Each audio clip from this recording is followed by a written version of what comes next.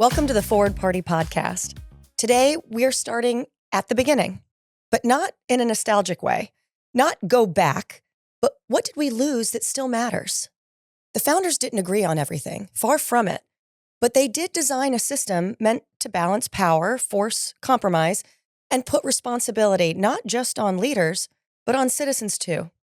Somewhere along the way, that system started to feel less like a safeguard and more like a battleground. To help us unpack that, we're joined by Chris Gibson, former U.S. Congressman, Army veteran, and author of The Spirit of Philadelphia. So the question is simple. What did they get right? And what have we forgotten? Yeah, thanks so much. Welcome, Congressman. Great to be with you. And, I really appreciate the way you frame this, too, because indeed, this is not about going back. That's a fiction. You can never go back.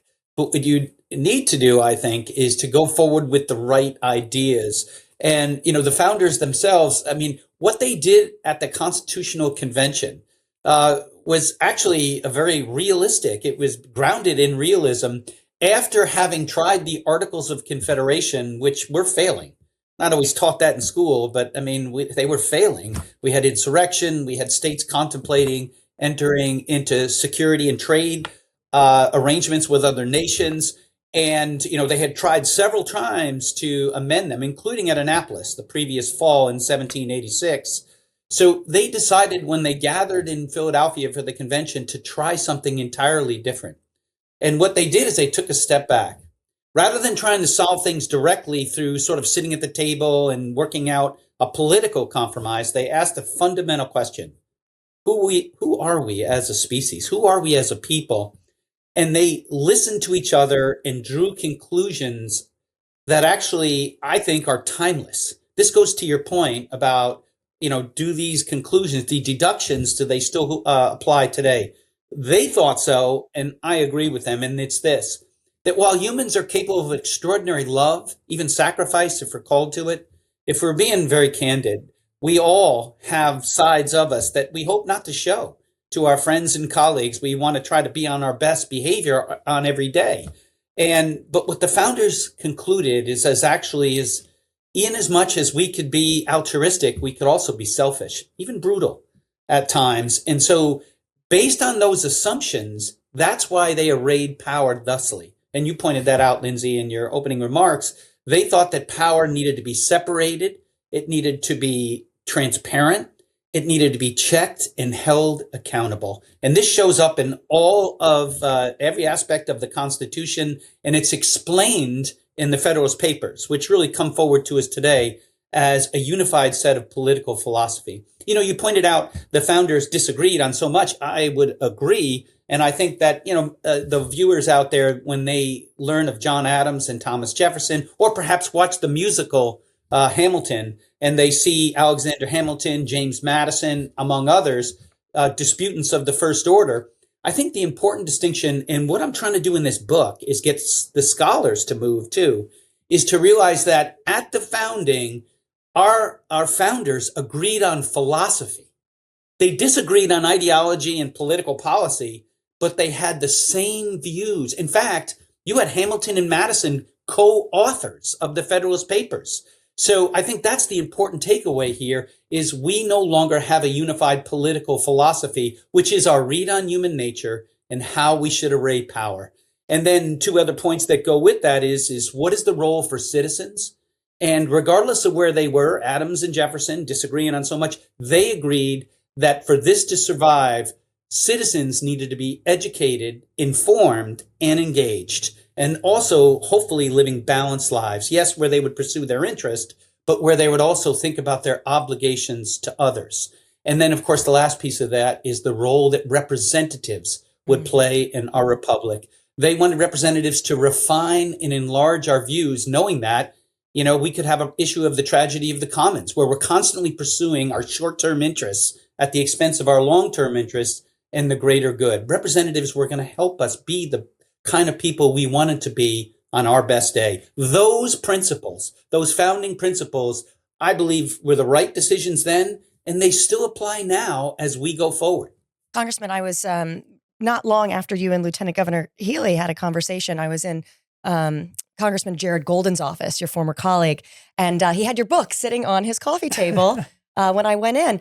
Talk about that shared philosophy, that sense of pluralism that was embodied by our founding fathers, and how you're seeing that and not seeing it in current representation and with your former colleagues.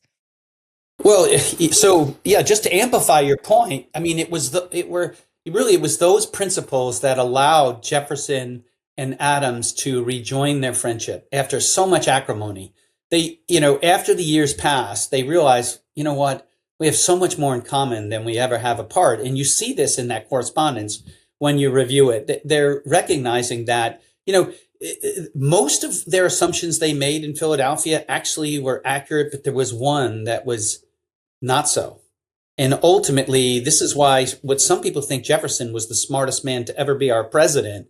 He says in 1820, as the country's dealing with the issue we come to know as the Missouri Compromise, he says, this is the fire bell in the night, which was like a real saying then, that this could be the end. This could be very existential for our republic. It was the issue of slavery. The founders believed that they had actually resolved it with a compromise. They wanted every one of the new states to ratify the Constitution, but they also wanted to be a country ultimately, eventually free of slavery. And so with the no importation ban of 1808 and with the Northwest ordinances, which were passed in the Congress that same year, they believed, in fact, Madison tells us this in Federalist 42, Madison says, wasn't it basically, look at us, we did this. We finally put slavery on a path towards extinction. But ultimately, we know that assumption fails us. But it gets to your question, because it's this, that if you set aside for a moment slavery, it's almost impossible to do.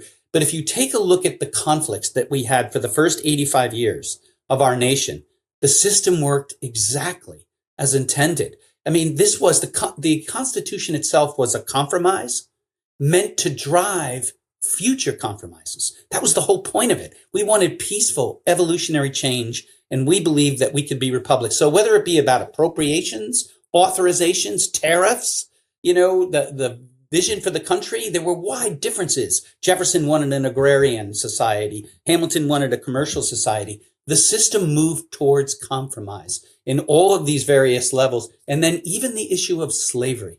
What did the system do? It did exactly as it was intended to do. We got the Missouri Compromise of 1820. Then we got the Compromise of 1850. Then we got the Kansas-Nebraska Act. And ultimately, we went to war. And what I take away from that is that the one thing that our genius system can't do is it really can't broker first order moral questions. On those, we need to sort through that. We need to have conversations about that, because there are some potential challenges for us, even if we recover founding principles. The second part of your question is Jared and others, Brian, all the folks down there that are working No Labels, the Problem Solvers Caucus, what happened to us is, in my view, my read of this is Lincoln really was our last president when we had a unified political philosophy. That may be hard to take at first. You're like, wait a minute, unified political philosophy? Well, look at Jefferson Davis was a United States senator until the 1st of March of 1861. Months after Abraham Lincoln is elected, he's still a United States senator. He goes on to be the president of the Confederacy. They had this issue of slavery that they were an impasse, but even Jefferson Davis was a believer in the founding principles. So, but in Lincoln, some people think, well, Lincoln was never going to be able to successfully take us through Reconstruction. Maybe so, but I disagree. People thought he couldn't prevail in the war. Governor Whitman is saying she disagrees as well. I disagree with it. Yeah. Well, and people do, but you know what? Here's the thing: is even his wife tried to talk him out of the 13th Amendment. If you've seen the movie with Daniel Day-Lewis, it's a masterpiece. But Lincoln says, "I need to do this because the proclamation, the Emancipation Proclamation, doing this by fiat, by executive order, is not the way the founders. We need to work together." And we need to do this in law, in this case, in constitutional amendment. And he got that done. And, he had a plan. He said, with malice towards none and with charity for all, we will bind up the wounds of our nation. Now, we'll never know, right? I mean, because he's murdered. But the fact of the matter is, this gets to your question, Lindsay, is after Lincoln, we never really have a unified political philosophy under which, at the ideological level and at the public policy level, as you pointed out, they fought like cats and dogs even in 1800. But they had this unified political philosophy. We've been without it. When I, talk to students, I say essentially after Lincoln, it's almost like an episode of Game of Thrones, right? I mean, what's one of the fundamental questions in Game of Thrones? Who is the rightful heir, right? I mean, Stannis says, Jon Snow, Daenerys, they all say they're the rightful heir. This is what happened with our intellectuals in the late 19th century is they all claim to be the rightful heir to the founding philosophy. Whether you're Herbert Crawley in The Promise of American Life or William Graham Sumner, who wrote, essentially what social classes owe each other. He argued nothing. And, I would argue that neither of those approaches, the sort of what you'd call the libertarian approach or even the full-blown progressive approach. So Chris, they both did it. So Chris, one of the things that we do at the Forward Party, which is unusual, is that we don't actually have policies right now so much as we have principles. So when we ask people to sign up, for to be endorsed by the Forward Party or to belong to the Forward Party, we ask them to align behind a philosophy, if you will. And the philosophy that we ask them to get behind is a pretty simple one. It's obeying the U.S. Constitution. It's embracing rule of law and promoting that. It's showing respect for your colleagues and seeking compromise across the aisle in the best interest of the American people. It's using data. It's some pretty basic things. It's expanding democracy in every way that our Constitution anticipated. So maybe we're trying to get back to that underlying unifying core of principles that you feel is missing. But the other question that comes up when I think about the founders, I'm from Massachusetts and was Lieutenant Governor of Massachusetts. So we talked about John Adams all the time because he had written our Constitution in Massachusetts, and he was so wise.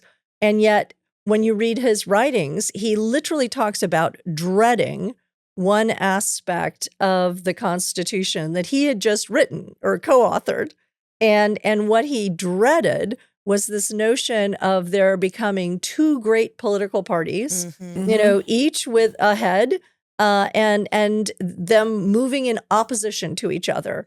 And he said that this was the greatest political evil that was possible under our U.S. Constitution.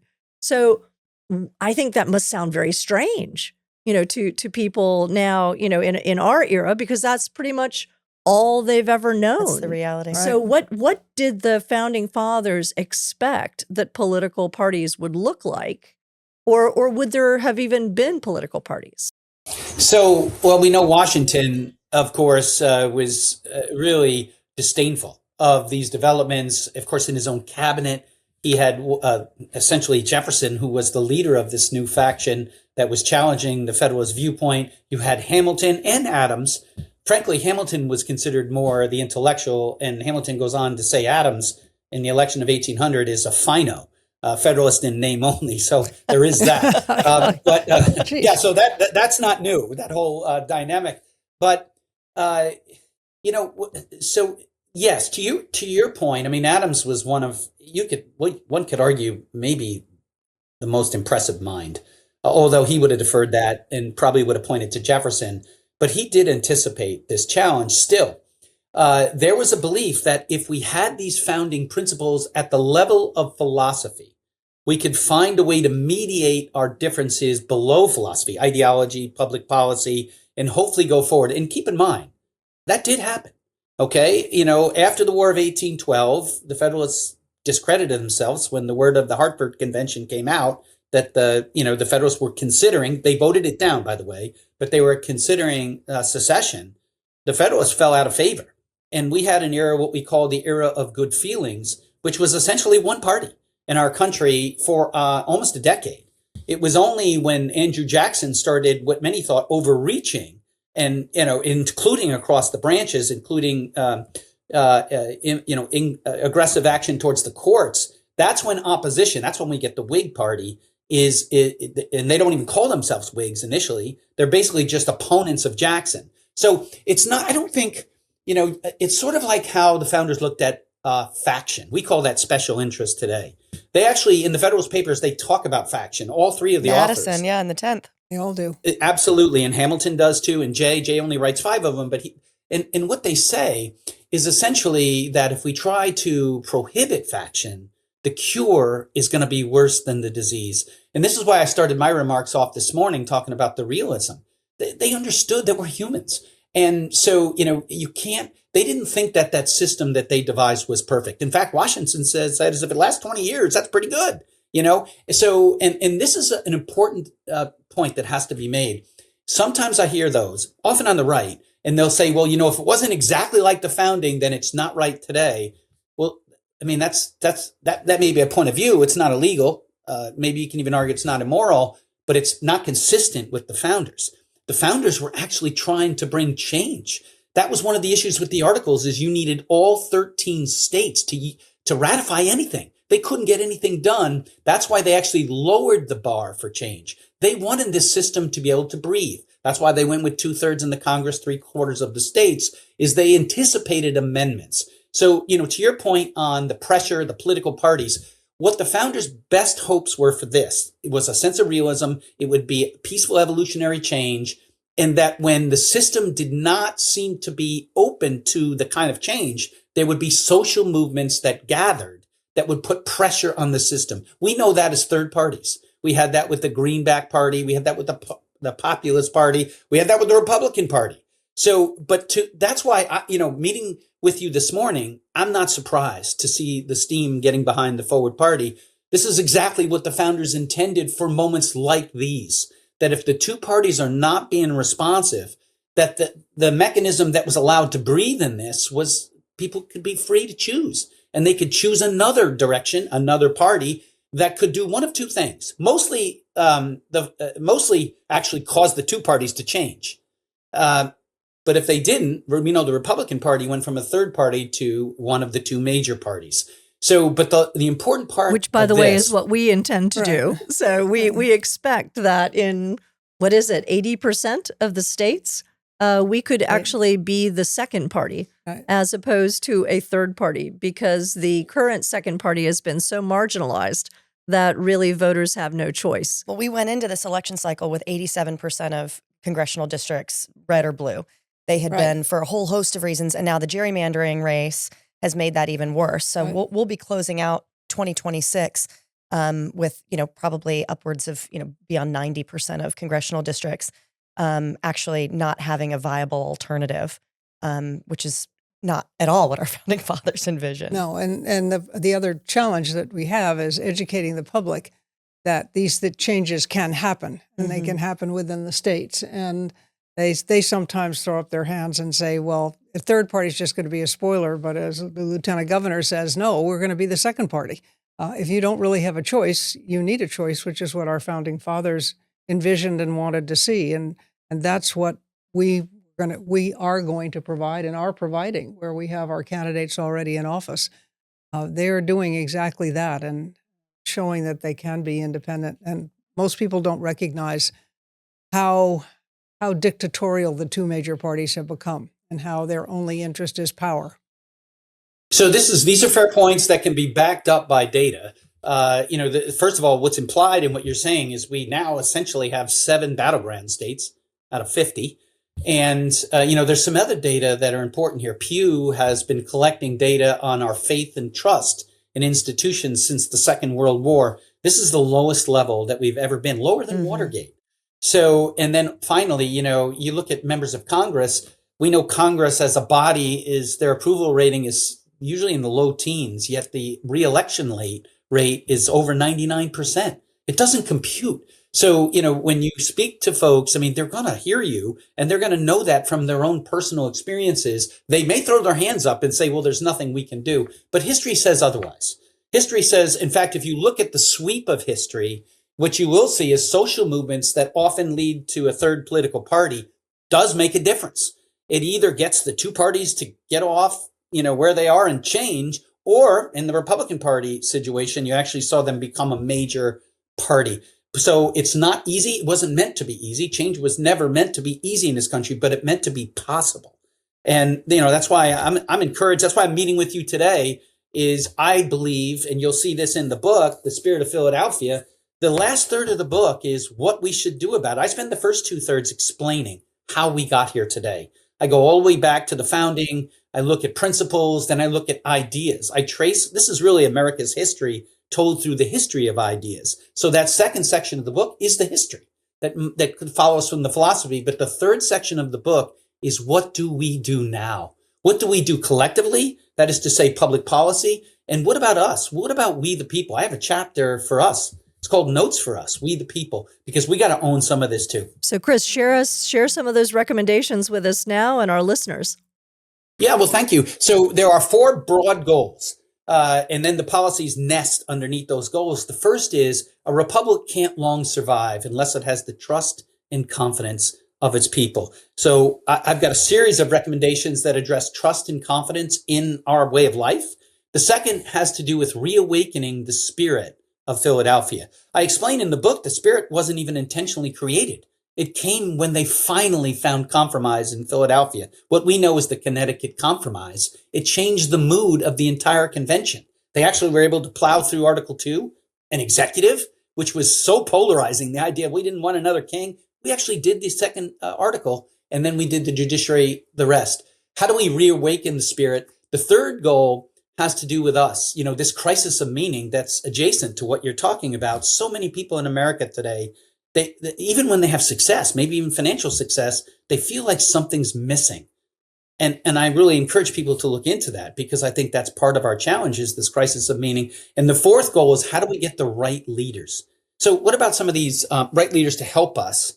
Is sort of this idea the founders talked about what representatives' role was to help us sustain this republic. So what about trust and confidence? So I've actually seen some of your literature and some of the things that some of the people who support the Forward Party, you're going to find a lot of familiarity in my book with these specific policy proposals. I think if you want to address this issue of a basic question of fairness, most Americans, they realize they'll never be pure equality. We're humans, but they want a system that is basically fair. And whether you went to a Trump rally or a Bernie Sanders rally, if you went to either of those, there's a feeling that the system's not basically fair. Polling numbers back that up. Absolutely. And so here's some things that I think we need to do. I do think we need term limits. I've moderated on the issue to 12 years. I do explain how I think we can do it because people say they'll never vote against their interests. There are ways to do this. But what about in the courts, Chris? Do you think that we should have term limits in the courts? I'm Should the open Supreme to it. Court be term limited? So I'm actually open to it. I didn't start there. This is after this book project's been about 3 years and a lot has happened in that time. So I'm actually open to that in the judicial space as well. But in the book, I explain how I think we can get this done. And by the way, I explain why it's important. It's just not sitting by itself. I describe this as the electoral industrial complex, and it's much broader than people realize, but it essentially explains why you could have Congress with a 12% approval rating and 99% get reelected. There's actually a reason, an explanation. A lot of it has to do with money. So let me go to that one.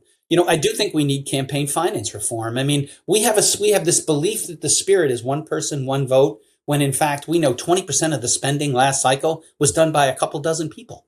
There's 330 million Americans that we have. And yet these numbers are so skewed in terms of who's donating to campaigns. We got to address this issue. Then I also talk about independent redistricting. This one's hard. You're probably going to need a constitutional amendment. There are ways you don't, but it's a challenge because of course the Constitution gave authorities for elections to states. I do explain this in the book. So those are, I have some specific proposals on electoral reform to help us regain trust and confidence. I also talk about tax policy. There are some issues with tax policy as it relates to basic fairness. I go into trade, how we can take a balanced approach on trade, and I go into foreign policy. All of these things have to do with the first issue. I do want to talk about the second before I yield for your comments, and that is how do we reawaken the spirit? And I go back to the beginning of how we created it unintentionally. And it was by working. Congressman, can you want for our listeners, when you talk about the spirit of Philadelphia, what does that mean to you? So if we're trying to invoke something, what are we coalescing. Thank you, because I really should dilate on this. It's a coalescing energy. And by the way, we know this. I mean, if you played sports, coalescing energy. Yeah, Well, I I mean, always say it's we are a movement that has become a party. Yep. Because we have grown Well- out of the frustration of the American people with the system that they felt was failing them. So historically, that's how third parties, when they've had success, have been exactly as you described. That's what we've seen in the data.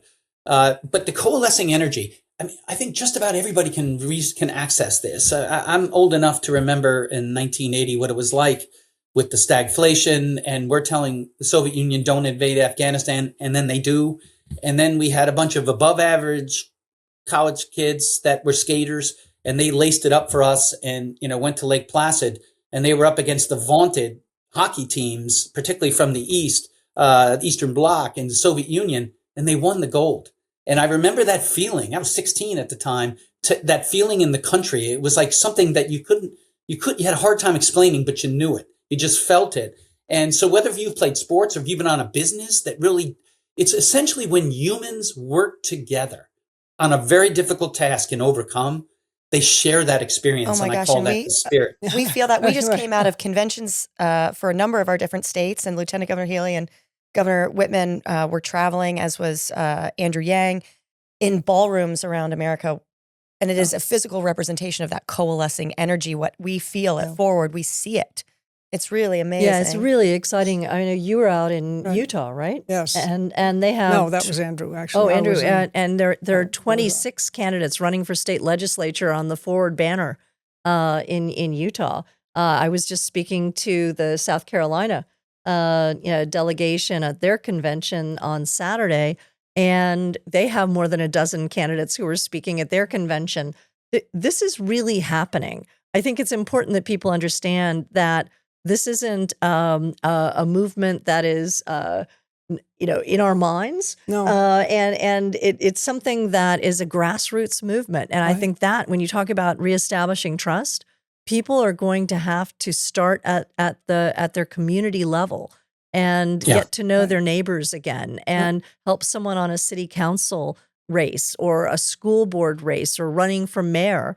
And those are the offices that are going to become nonpartisan. They're the ones first. that make the And decisions that's that what's most going to directly start affect your life. building this movement to something larger and I think unstoppable, actually, because once people experience what it's like to have real public servants again, not people who are constantly bickering and trying to polarize us with irrelevant sorts of issues, and then I think that they will begin to trust again. Well, the beauty of our candidates I can affirm their variety. I mean, I was in Texas, and they were at each level. The candidates, they were totally different. They probably wouldn't agree on every issue that would come before them, but they agreed on the need for the change, and they were very representative of the people that they were going to serve. Of their own community. Exactly what Chris outlines in the book about our founding fathers. Well, and I will say that, my book tour I've been on for the last year, I can affirm at the grassroots level, it's a selection bias who comes to my book events.